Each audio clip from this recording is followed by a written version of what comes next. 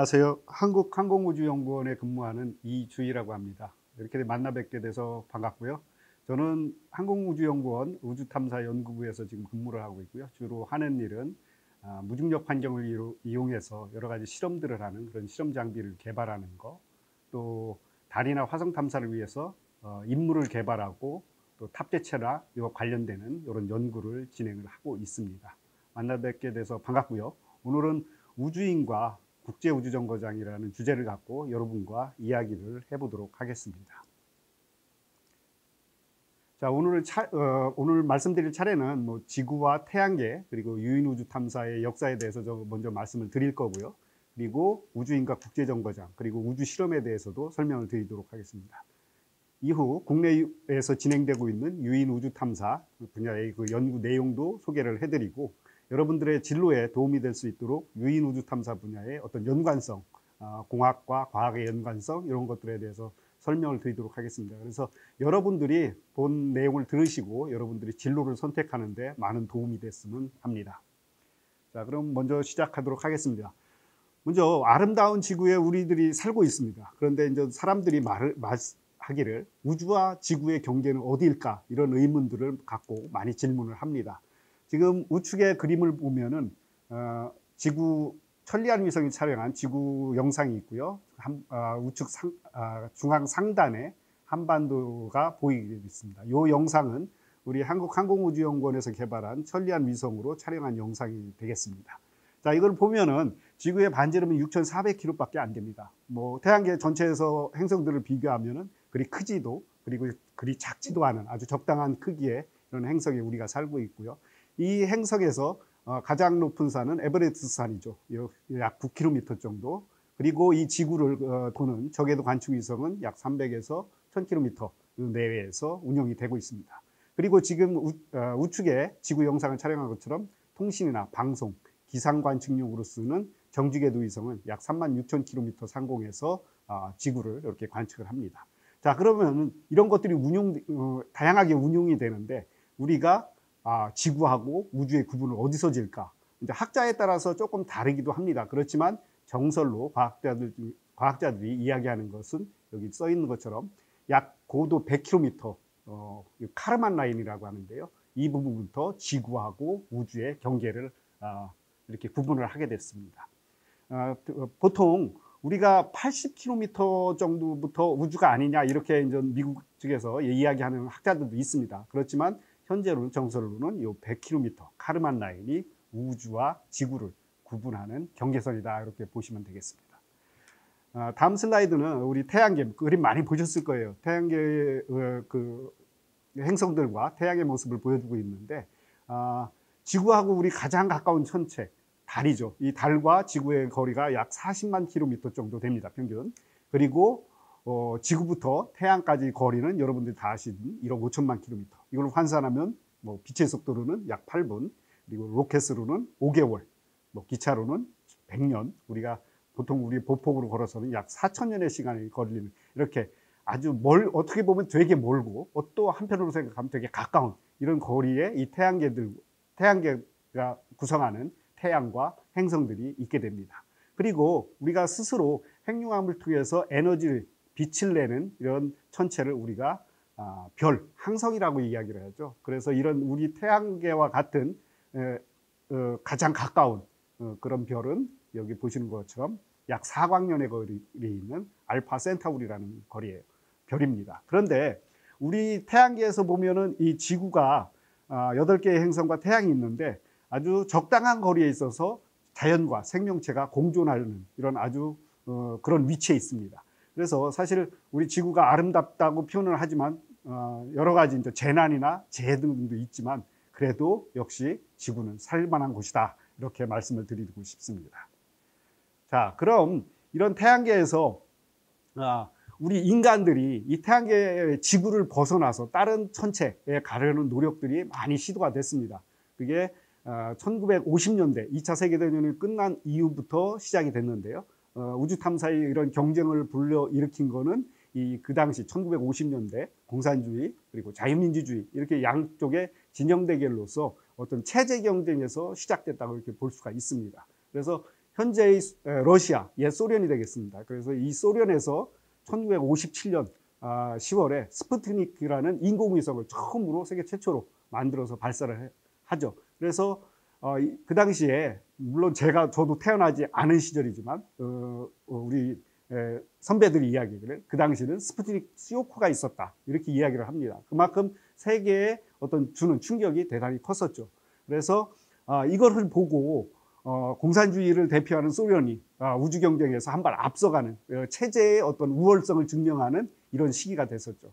그렇지만 이제 이것을 보고서 그 당시 자유민주주의를 이끌어가고 있던 미국의 입장에서는 되게 황당하고 어떻게 하면 저것을 역전을 시킬까 이런 것에 대해서 고민을 하게 만드는 아주 사건이 되겠습니다. 그래서 1950년대 이 스푸트닉 위성을 소련이 먼저 발사하면서 1959년에는 달 탐사선인 루나 1호도 먼저 발사를 하고요. 그리고 한 10여 년이 지난 다음에 1971년에는 우주정거장의 효시라고 할 수 있는 샬로트 1호를 발사합니다. 그러면서 우주 경쟁에서 공산주의를 아주 이끄는 소련이 체제를 우월성을 강조하면서 앞서 나가기 시작을 합니다. 자, 이렇게 되니까 미국의 자유민주주의를 대표하는 미국은 이것을 어떻게든 추격하고 뒤집어야 되겠다라는 생각을 하게 되죠. 그래서 1960년대가 되면서 미국의 케네디 대통령이 취임을 하게 됩니다. 그래서 그 당시에 이 케네디 대통령이 내건 것이 1960년대가 가기 전에 달에 사람을 보내겠다는 이런 이야기를 합니다. 그래서 아폴로 11호가 1969년 7월 16일에 발사가 됩니다. 이게 아주 중요한 해입니다. 1969년이 제가 바로 태어나기 직전에 이렇게 발사를 합니다. 그래서 저한테는 상당히 의미 있지만 제가 실제로 이 아폴로 우주선을 발사하는 것을 보지를 못했습니다. 그래서 저도 사실은 이 아폴로에 대한 기사 이런 것들을 인터넷을 통해서 찾아봤는데요. 지금 우측에 보이는 것처럼 당시 뭐 신문에 나왔던 아폴로 11호 발사에 대한 내용이 납니다. 제가 그런 자료들을 이렇게 검색을 해보니까 대단히 많은 양의 이런 자료들이 나와요. 그래서 사실 요새 달 탐사 경쟁이 뭐 아시아 국가 또는 미국이나 이런 데서 다시 재정화가 돼서 지금 진행이 되고 있지만 그 당시에 달 탐사에 대한 과학적인 내용 이런 것들이 상당히 심도가 있고 좋은 내용이 많습니다. 그래서 여러분들도 이렇게 한번 찾아보기를 제가 말씀을 드리고요. 어쨌든 1969년 7월 16일 날 발사를 해서 7월 20일경에 아폴로 우주선이 달에 착륙을 합니다. 그래서 여러분도 아시는 3명의 우주 비행사들이 달에 도착을 해서 탐사를 하고 귀환을 하게 됩니다. 이러면서 그동안 많이 앞서 있던 그 우주 개발에서 많이 앞서 있던 소련이 어떤 것을 단번에 뒤집는 역할을 한 게 바로 이 아폴로 우주선을 발사한 거다라고 이렇게 말씀을 드릴 수가 있겠습니다. 자, 그렇지만 어쨌든 이러한 우주 탐사의 시대를 이끈 것은 옛 소련이고, 그리고 그것을 60년대가 지나면서 60년대 말이 되면서 미국이 이제 뒤집게 되는데, 결국 우주 탐사에서 궁극적으로 생각하는 거는 우리 사람들이 어떻게 하면 우주 공간에 나가서 또는 다른 천체에 가서 안전하게 생활할 수 있는가, 이런 것들에 대한 고민을 하게 됩니다. 그래서 지금 보시는 것처럼 그 당시 1961년 4월 달에 유리 가가린이라는 이 우주인이 보스코를 타고 처음으로 우주 비행을 한 후 귀환을 하게 됩니다. 그래서 안타깝게도 세계 최초의 우주인이라는 이 명예는 지금의 러시아가 이렇게 가지고 있죠. 근데 이제 약 한 달 정도 지난 다음에 알렌 셰퍼드라는 이 미국 우주인이 또 185km 고도까지 우주 비행을 하고 돌아오는 이런 기록을 세웁니다. 그리고 이거에 뒤를 이어서 우리가 앞에서 얘기했던 1969년에 닐 암스트롱이 달에 최초로 발을 딛게 되죠. 그런 다음에 한 40여 년, 거의 한 40여 년 후에 우리나라도 2008년 4월에 이수원 박사가 달에 간 건 아니지만 국제우주정거장에 가서 다양한 과학 실험을 하고 귀환을 하는 유인우주 탐사 시대를 시작을 하게 됩니다. 많이 뒤쳐져 있지만 어쨌든 우리나라도 유인우주 탐사 분야에서 선진국인 러시아나 미국을 따라잡고자 하는 이런 노력이 2000년대 초부터 저희도 준비가 되고 시작했다고 이렇게 말씀드릴 수 있겠습니다.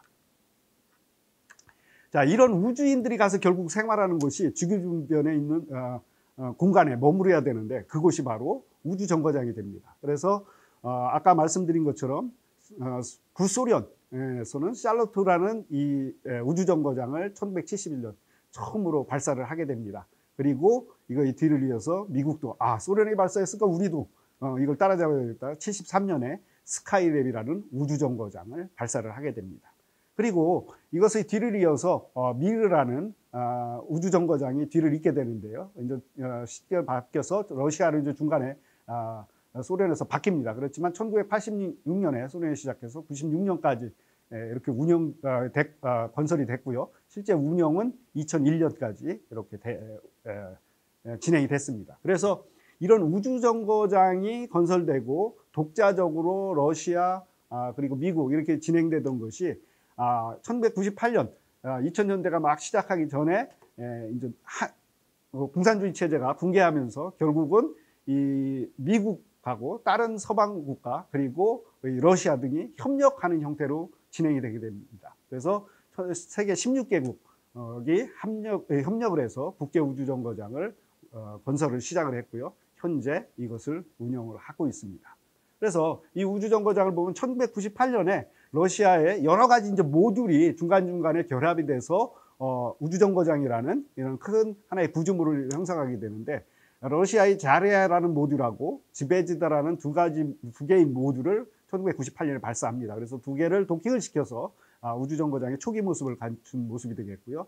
그리고 국제우주정거장의 중간 2008년에 보면은 미국 모듈이 이제 같이 결합이 돼서 우주정거장의 어떤 모듈이 좀 더 증대하고 태양전지판도 많이 커져서 여기에 공급하는 전력이라든지 이런 것도 다양하게 증가하는 이런 모습을 볼 수 있고요.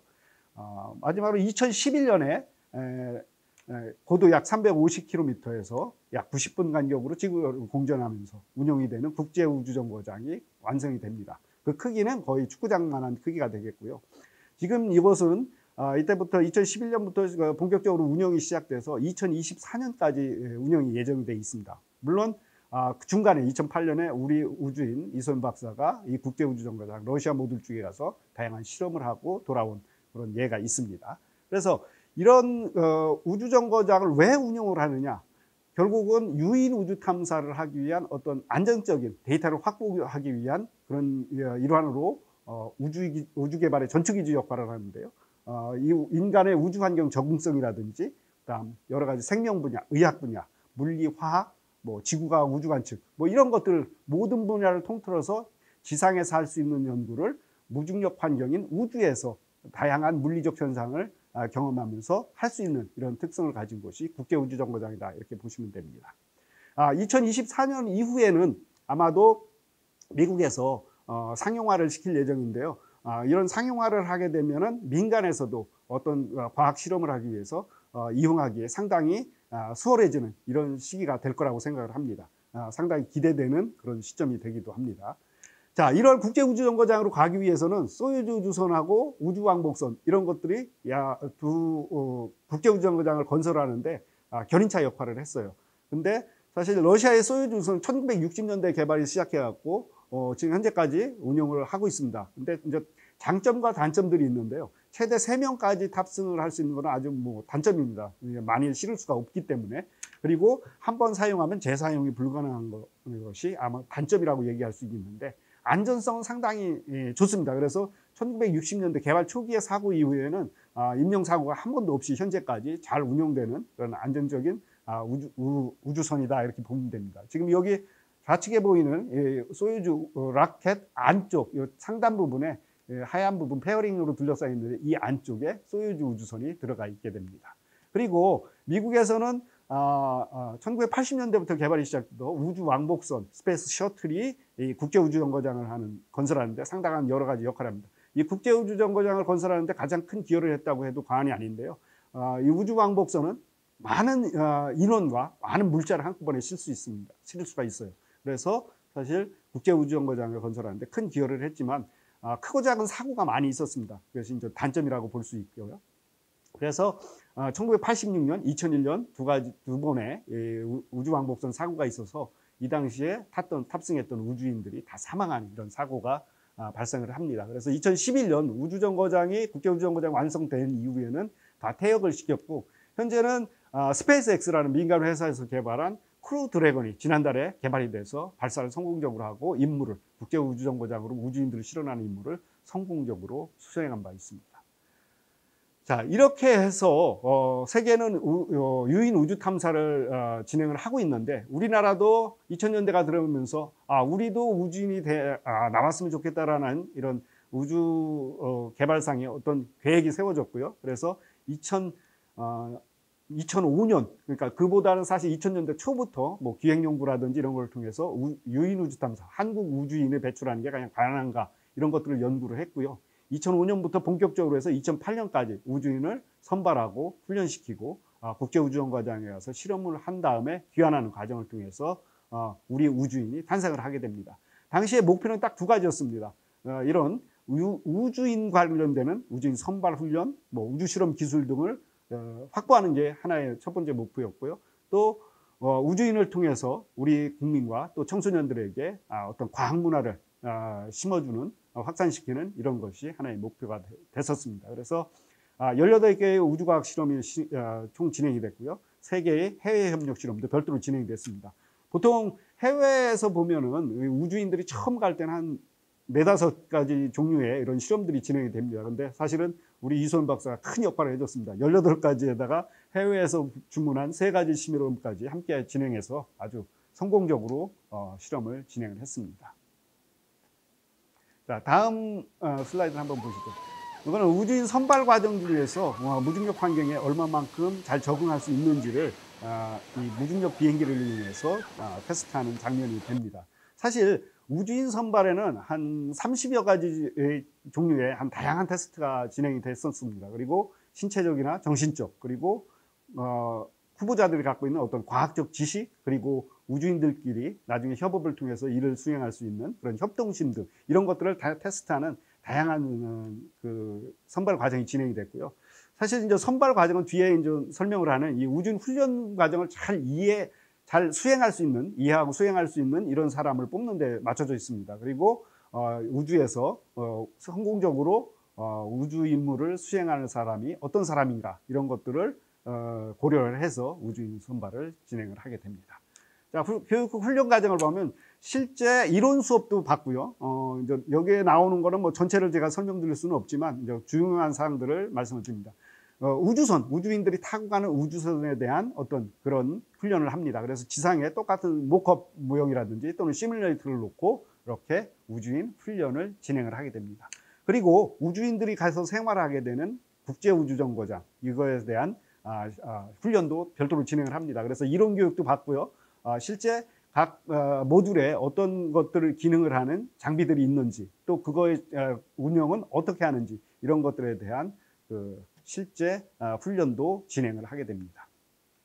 다음은 우주인들이 보통 우주복을 입게 되는데요. 이거는 지금 여기에 보여드리는 거는 러시아에서 개발한 소쿨이라는 우주복입니다. 그래서 우주선을 타고 발사나 귀환 시에 입게 되는데요. 보통 우주 유영을 하는 그런 우주복과는 좀 차이가 있습니다. 그래서 이거는 우주 유영을 할 때 입는 그런 우주복은 아니고 우주선에 탑승했을 때 우주선 내부에 어떤 기압 변화라든지 어떤 비상 상황이 발생했을 때 그것을 조절해주는 그런 기능을 갖고 있습니다. 그래서 우주인들의 어떤 생명을 보장해 줄 수 있는 이런 우주복이 되겠습니다. 보통 이런 우주복도 맞춤 제작을 합니다. 그래서 사실은 이런 우주복 비용이 수억 원에 달하는 이런 비용을 내고 이렇게 맞춤 제작을 해야 됩니다. 그래서 그것에 대한 입는 방법이라든지 또는 어떤 위험 상황이 발생했을 때 그것을 어떻게 극복하는지 이런 것들에 대한 훈련을 진행을 하게 됩니다. 그리고 우주인들이 또 훈련을 받게 되는 것은 우주선 발사나 귀환 시에 비상 상황이 발생할 수가 있어요. 그래서 그런 것들을 예방하는 차원에서 바다나 사막 지역 또는 산악 지역에 우주선이 비상 착륙하거나 했을 때를 대비해서 거기에서 나와서 구조 요청을 하는 이런 훈련을 여름철에는 이렇게 바다에서, 겨울철에는 산악지대나 이런 초원지 또는 사막에서 이렇게 생존 훈련을 진행을 하게 됩니다.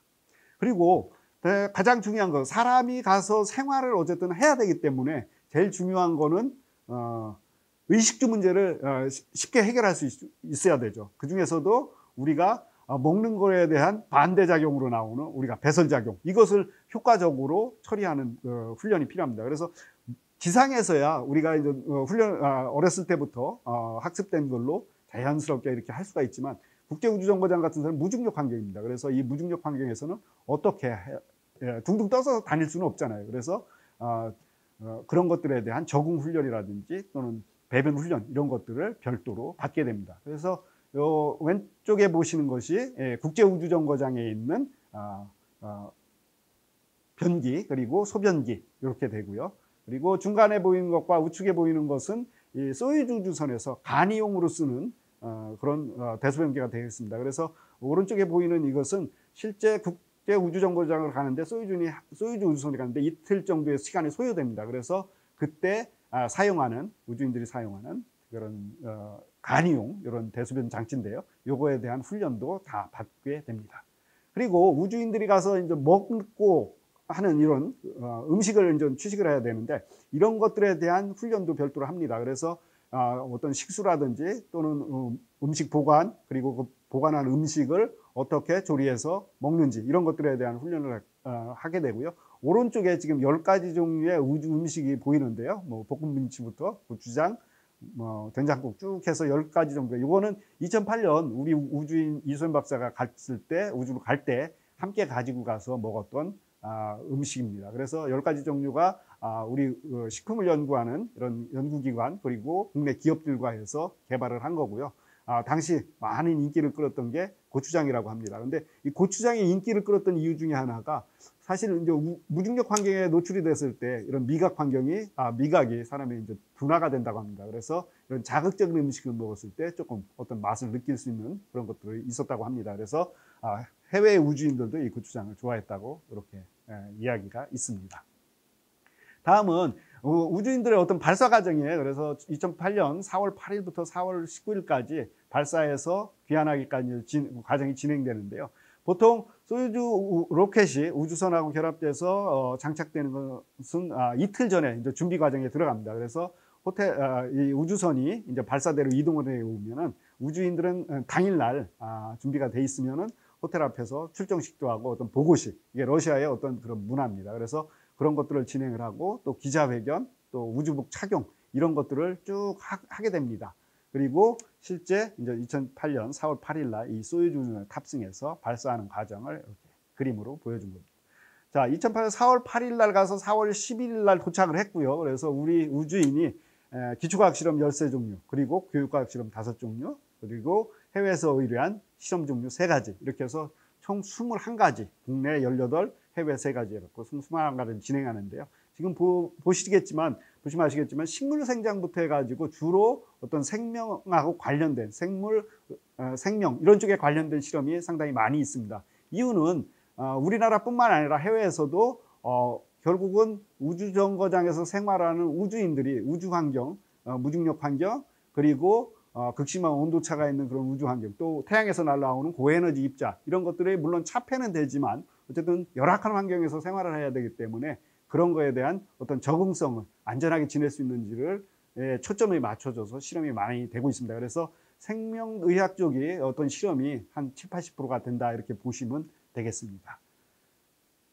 자, 이렇게 실험을 하고 어떤 생활을 하고서 우리 우주인이 4월 19일 날 귀환을 하게 되는데, 갈 때는 한 이틀 정도가 소요되지만 실제 귀환할 때는 도킹을 국제우주정거장에서 소유주의 도킹 해제를 하고 한 3시간 정도면은 지상으로 이렇게 귀환을 하는 이런 과정을 거칩니다.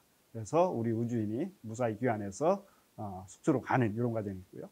지금 슬라이드에서 보시는 거는 여러분들이 보시는 우주 생활, 쉽게 얘기해서 뭐 화장실 또는 세면, 그리고 잠자는 거, 그리고 머리 깎는 것까지 이렇게 다양하게 보실 수가 있어요. 근데 공통적으로 지금 중요한 거, 요 머리 깎기, 또 요 대소변기, 소변기 등에서 사용하는 것은 여러분들이 무중력 환경에서는 이것이 다 떠다닐 수 있잖아요. 그래서 여러분들 진공청소기, 집에서 쓰는 진공청소기처럼 볼일을 보고 그리고 머리를 깎은 것들을 동시에 이렇게 흡수하는 그런 장치들을 이용해서 사용을 합니다. 그리고 우주정거장에서 뭐 위아래 상하 개념이 거의 없어요. 그래서 우주인들이 좀 생활을 하게 되는데, 보통 무중력 환경이라 그런 것들을 별로 중요치가 않게 생각을 하는데, 어쨌든 둥둥 떠다니잖아요. 그래서 우주인들이 이렇게 배낭 속에, 배낭처럼 생긴 침낭 속에 들어가서 이렇게 몸을 고정시키고 잠을 청하는 이런 모습도 볼 수 있습니다.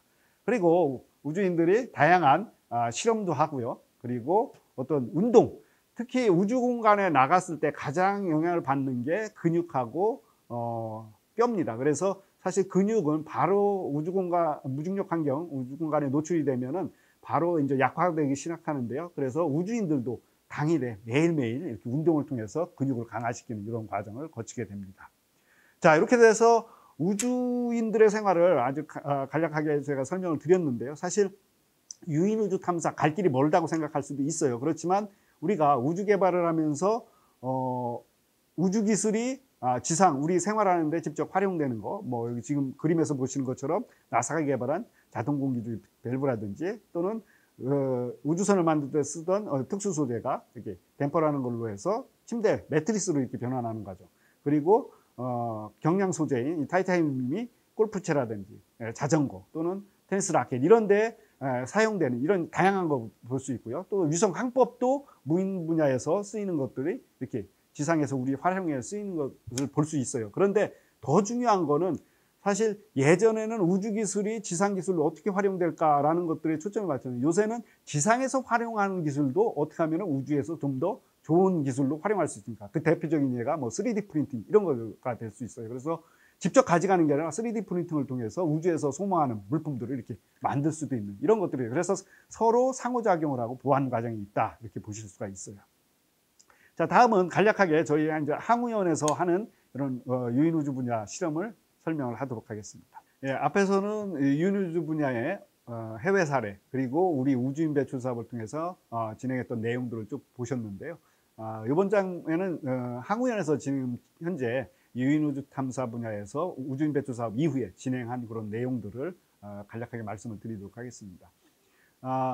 유인우주 분야는 무중력 환경을 활용한다는 게 가장 큰 특징이 있어요. 그래서 여기 지금 마이크로 중력이라고 이렇게 써놨는데 보통 제가 일반 여러분들의 이해를 쉽게 하기 위해서 그냥 무중력 환경이라고 썼는데 실제 정확한 표현은 마이크로 중력 10의 마이너스 6승지 정도 되는 이런 환경이라고 보시면 됩니다. 그래서 저희가 우주에 언제든지 이렇게 나갈 수 있는 게 아니기 때문에 과학자들은 이 마이크로 중력, 무중력 환경을 활용하는 과학자들은 지상에서 대부분 이 무중력 환경을 모사할 수 있는 이런 플랫폼을 이용해서 실험을 합니다. 그게 대표적으로 자유낙하탑이라든지 무중력 비행기 이런 것들이 대표적이라고 할 수 있어요. 그래서 항우연은 2008년 우주인 배출 이후에 우리가 독자적으로 어떤 우주인을 배출하기에는 한계가 있는 것을 체감을 했고요. 그래서 결국은 이제 국제 협력을 통해서 진행을 하는 방식이 선호되는 방식인데 거기에 이제 중요한 게 어떤 미션을 어떤 임무를 우주인이 하느냐 이것이 더 중요하다고 봅니다. 그래서 그런 분야에 대한 연구를 지금 진행을 해오고 있습니다. 그래서 드롭타워라든지 자유낙하탑, 그다음 무중력 비행기를 이용해서 우주에서 할 수 있는 실험을 짤막한 시간에 아주 짧은 시간에 할 수 있는 것들은 진행을 해서 하고 있고요. 그리고 국제우주정거장을 국제협력을 통해서 이용해서 할 수 있는 분야 실험을 하고 있습니다. 그래서 생명 분야, 그래서 이 분야에서는 저희가 우주에서 세포를 배양해서 이것들이 어떠한 영향을 받고 또 지상에 있는 인간의 활동에 어떻게 활용할 수 있는지 이런 것들을 연구하기 위해서 생명 분야, 세포 배양기를 만들어서 하는 것들을 진행을 했었고요. 뒤에 이제 연소 실험에 대해서도 간략히 말씀을 드릴 건데 이런 연소 분야 그리고 기술 또 교육 개발 분야 이런 것들을 실험 장비를 직접 만들고 해외 협력을 통해서 하고자 하는 이런 노력들을 진행을 해오고 있습니다. 그리고 현재는 유인 우주 탐사를 하면 핵심적인 분야가 우주인들이 생활하는 데 있어서 숨을 쉬고 그리고 물을 마시고 하는 것들이 가장 중요한 부분입니다. 그래서 그러한 것들을 할 수 있는 기술을 개발하기 위해서 물론 없는 기술을 개발하는 게 아니고 해외에서는 이미 개발해서 운용을 하고 있는 기술을 우리 걸로 만들기 위한 연구를 진행을 하고 있습니다. 그래서 생명유지 지원장치라는 것을 만들고 연구 개발을 하고 있고요. 이것은 한 2, 3년 동안 지금 저희가 지속적으로 진행할 예정입니다. 자, 다음은 앞에서 제가 말씀드렸던 무중력 비행기를 이용해서 했던 이제 실험인데요.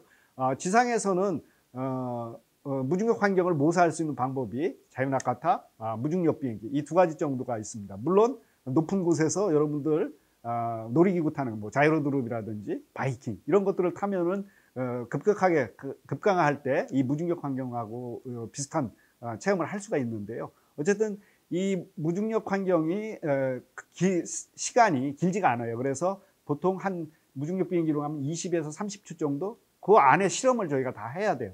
그래서 그런 것들을 하기에 가장 좋은 게 연소, 그러니까 불을 통해서 이 화염이 어떻게 점화가 되고 어떻게 이 화염이 전파가 하고 또 이것이 우주에서 났을 때 어떻게 끄는 게 효과적인지 이런 것들에 대해서 연구를 할 수가 있어요. 그래서 저희가 그런 거에 대한 연구를 했는데 지금 우주 왼쪽 상단에 보이시는 것이 저희가 연소 실험 장비입니다. 그래서 이것이 지금 무중력 비행기 내부에 이렇게 탑재되어 있는 실험이고요. 제가 실제 이제 실험에 참가해서 이제 장비는 일일이 사람이 수작업을 할 수 없기 때문에 다 자동화를 시킵니다. 그래서 스위치만 누르면은 모든 것이 점화가 되고 연소가 되고 그것이 기록이 되는 이런 과정을 거치도록 해서 제가 직접 이제 동료들과 실험을 하는 장면이고요. 그래서 뒤에 보면은 무중력 환경에서 지금 실험을 하고 있는데 뒤에 있는 다른 나라 외국 친구는 이렇게 공중에 떠 있는 이런 환경도 볼 수가 있고요. 하단에 보이는 거는 저희 같이 참여했던 동료들이 이 무중력 비행기는 포물선 비행을 합니다. 그래서 이 포물선 비행을 해서 저중력, 또 고중력, 또 무중력 이 환경을 계속해서 이렇게 번갈아 가면서 포물선 모양으로 이렇게 그리겨서 비행을 하게 됩니다. 그래서 무중력 환경도 나오지만 다시 이것이 평상시로 회복됐다가 다시 또 한번 무중력 환경을 하려면은 이렇게 고중력으로 갔다가 오야 됩니다. 그래서 고중력 환경에서는 이렇게 몸을 가눌 수가 없어요. 왜냐하면 바닥에 철싹 붙는 듯한 느낌이 되기 때문에 이렇게 절을 하는 게 아니고 일어나려고 하다가 스스로 이렇게 바닥에 붙는 이런 영상이 되겠습니다. 그래서 상당히 재밌기도 하지만 보통 이런 실험은 비용이 비싸기 때문에 단독으로는 하기가 어렵고요. 해외 연구자들하고 같이 팀을 이뤄서 여러 팀이 비용을 분담해서 이렇게 진행을 합니다. 처음에 무중력 비행기를 타면 참 재밌기도 해요. 여러분들 바이킹이라든지 자이로드롭 타면은 처음에는 재밌잖아요. 근데 이것이 계속해서 반복이 되면은 조금 멀미도 나고 구토 증상도 나옵니다. 그래서 보통 20-30초의 포물선 비행을 2-3초씩 해가지고 한 10번에서 15번 정도를 하거든요. 그래서 과학자들이 그 사이에 이제 실험을 하게 되는데 한 5번까지는 되게 재미가 있어요. 그런데 5번이 지나면서는 조금 이제 그만했으면 좋겠다라는 것이 그런 느낌이 들고 한 10번이 넘어가게 되면 이때는 이제 사람에 따라서는 구토를 하거나 이런 증상이 나오기도 합니다. 그런데 보통 이런 데 타면은 이 서비스 정신이 강해요. 이 파일럿 조종사들이 서비스 타임으로 맨 마지막에 한 2-3번을 더 해줍니다. 그러면 그때는 아주 정신이 혼미해지고 아주 빨리 지상으로 내려갔으면 좋겠다 이런 상황이 되기도 합니다. 자, 이렇게 해서 제가 모든 지금 설명드릴 건 대부분 설명을 드렸고요. 우주 탐사, 특히 이제 사람이 우주로 가는 부분에서 국제우주정거장을 이용한다든지 또는 국제우주정거장의 무중력 환경에서 실험을 하는 것에 대해서 여러분 말씀을 드렸어요. 지금 여러분들한테 제가 말씀드린 내용은 여러분들이 좀 실제로 경험하지는 않은 거예요. 그렇지만 앞으로 여러분들이 경험할 횟수가 많아질 거라고 생각이 됩니다. 그렇기 때문에 이런 분야도 여러분들이 나중에 진로로 한번 연구하는 분야로 생각해 보면 좋겠다 이렇게 생각을 하고요. 마지막으로 지금 한국 우주인이 우주에 가서 실험하고 귀환하기 과정을 동영상으로 한번 보여드리도록 하겠습니다. 그래서 이것이 한 5분 정도 되거든요. 그래서 여러분들이 보시고 한번 앞으로 내가 할 분야가 어떤 분야가 있는지 한번 곰곰이 생각해 보면 좋겠습니다.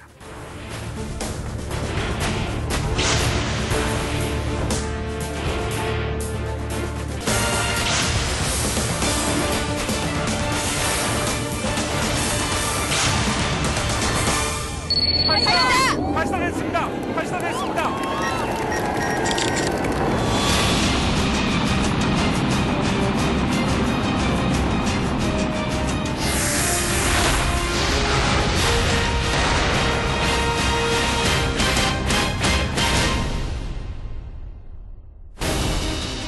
대한민국 우주과학의 미래를 실은 소유주호가 발사됐다. 70초 뒤 시속 180km에 도달한 소유주호는 지상 46km 높이까지 이르는데 불과 2분이 걸리지 않았다. 그리고 8분 48초 후 상공 200km 궤도에 진입했다. 힘차게 지구를 박차고 우주로 향한 소유주호는 이제 어떤 행로를 걷게 될까? 지구 궤도에 진입한 소유주호는 모든 로켓을 분리한다. 그리고 태양 전지판을 펼치고 자체 동력만으로 비행을 시작했다. 그 최종 목적지는 지구 창공 350km 위에 떠있는 국제 우주정거장. 지구 위에 공전하고 있는 우주정거장에 다가가기 위해 소유주호는 조금씩 고도를 높여갔다. 그로부터 이틀 뒤 모스크바 우주관제센터는 분주해졌다. 지구를 떠난 지 이틀을 넘어선 소유주호가 국제 우주정거장 가까이에 다가서기 시작한 것이다. 소유주호와 국제 우주정거장의 시스템이 맞물린다. 지구 33바퀴, 그 거리를 돌며 국제 우주정거장과의 고도를 맞춘 소유주호는 이제 도킹을 앞두고 있었다. 그리고 마침내 발사된 뒤 49시간 30여 분 만에 성공적인 도킹이 이루어졌다. 소유주호의 탐침이 국제 우주정거장과 맞물려 들어갔고 두 선체를 완전히 결합했다. 그리고 내부 기압을 똑같이 맞추자 국제 우주정거장과 소유주호를 연결하는 문은 마침내 열렸다. 우주에 최초의 한국인이 발을 딛는 순간이었다. 우주에 도착한 기쁨도 잠시, 한국 최초의 우주인도 주어진 임무를 시작했다. 우주에서는 노화 유전자 분석을 위한 초파리 실험과 무중력 상태의 식물 생장 관찰을 비롯해 과학 연구에 중요한 밑거름이 될 18가지의 실험이 이루어지고 있었다. 그 밖에도 장기간 우주 생활에서 동반되는 신체 변화, 수면 상태, 근력 운동을 점검하고 기록하는 일도 우주인이라면 꼼꼼히 살피고 기록해야 할 중요한 일이다. 그리고 최초의 한국 우주인에게 주어진 또 하나의 임무인 과학 꿈나무를 위한 실험도 틈틈이 진행됐다.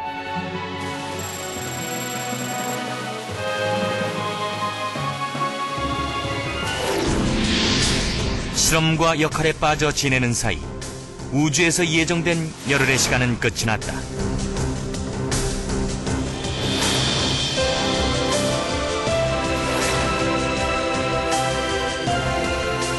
하루만 더 있었으면 조금 제가 생각했을 때 부족했던 실험을 더 잘할 수 있지 않았을까.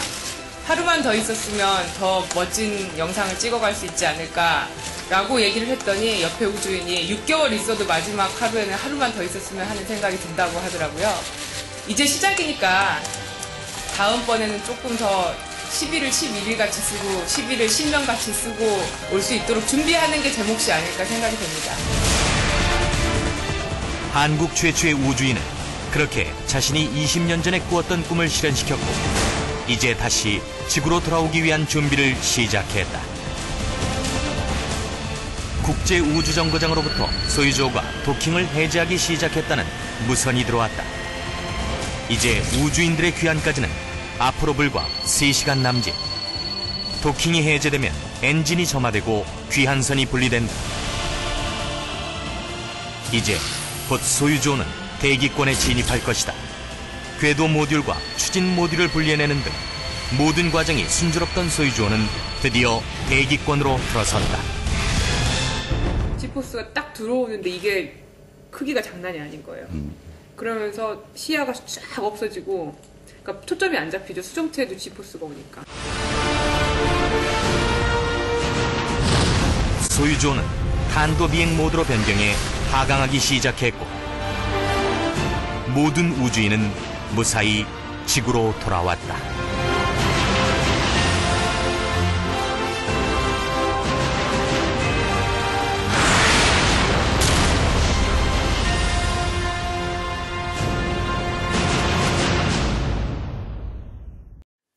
자, 이렇게 해서 동영상 잘 보셨고요. 다음은 여러분들이 진로 탐색에 제가 도움이 되는 그런 말씀을 드리고자 합니다. 그래서 앞에 우리가 봤던 우주 탐사, 특히 이제 유인 우주 탐사 이런 부분을 이야기 드릴 때 과연 관계가 어떻게 되느냐, 공학이냐, 과학이냐 이런 것들을 이야기할 수가 있어요. 그런데 사실 공학하고 과학은 서로 반대되는 개념이 아닙니다. 서로 상호 보완적인 개념이에요. 그래서 공학을 하는 사람들이 어떤 하드웨어, 이 과학을 하는 사람들이 필요로 하는 어떤 과학적 실험이라든지 결과를 도출하기 위해서 하드웨어 장비를 개발하고 설계하고 제작하고 시험해 준다면은 이 과학하는 사람들은 그것을 이용해서 과학적인 결과를 내고 또 다음에 어떤 또 임무를 수행할지 이런 것들을 생각을 해야 되기 때문에 상호 보완적이다 이렇게 보시면 됩니다. 그래서 우주 탐사 이거는 유인 무인 할 것 없이 우주 탐사에서 공학을 전공하는 사람들은 뭐 전기전자 또는 전산 또 기계공학, 항공우주 이런 쪽을 전공하시는 분들이 많고요. 또 과학을 전공하시는 분들은 천문학이라든지 우주과학 그리고 뭐 물리, 화학, 수학, 해외는 뭐 생명 분야도 이 과학 분야에 들어와서 같이 유인우주 탐사를 개발을 해 나가고 있습니다. 그래서 여러분들이 어떤 것에 좀 더 내 적성이 맞는지 이런 것들을 생각해 보시고 선택을 하시면 좋을 것 같습니다. 자, 이번에는 앞에 부분은 저희가 이제 우주 탐사의 전체적인 그런 쪽을 얘기를 드렸다면은 이 부분은 유인우주 탐사입니다. 그래서 우리 앞에서 얘기한 사람이 우주로 가는 이런 부분과 관련되는 것은 이공계 전 분야가 다 포함된다고 보시면 돼요. 그래서 공학 분야에서 어떤 하드웨어 개발하는 걸 해준다면은 우주과학, 지구과학, 의학, 생물, 물리, 화학, 연소, 재료 이런 이과 계통의 모든 학문을 접한 사람은 그런 하드웨어를 이용해서 인간이 과연 우주에서 잘 생활할 수 있는지, 안전하게 생활할 수 있는지 이런 것들에 대한 연구, 또 다른 천체, 달이나 화성에 가서 우리 인간이 안정적으로 거주하면서 생활할 수 있는지 이런 것들에 대한 연구를 할 수 있습니다. 그래서 여러분들이 이런 것들을 생각하신다면은 진로를 선택하는 데 있어서 나의 적성이 어느 분야에 맞는지 그런 것들을 선택을 해서 이런 진로를 선택해 주시면 되겠습니다. 자, 이상으로 제가 오늘 말씀드리고자 하는 내용은 다 말씀을 드렸고요. 제가 이제 마지막으로 여러분들한테 당부의 말씀 드린다면은 다양한 시각으로 세상을 바라보고 다양하게 경험하라는 것을 말씀을 드리고 싶습니다. 여러분들이 아직 경험이 충분하지 않기 때문에 그런 것들을 간접적으로 느낄 수 있는 것은 독서라든지 또는 주변에서 일어나는 선배 과학자들이 어떤 연구 활동 이런 것들을 찾아봄으로써 느낄 수 있다고 봅니다. 그래서 다양한 일들을 과학 분야의 일들을 보고 여러분들의 앞으로 진로를 선택하는데 이런 것들을 충분히 활용했으면 좋겠습니다. 이상으로 강의를 마치겠습니다. 감사합니다.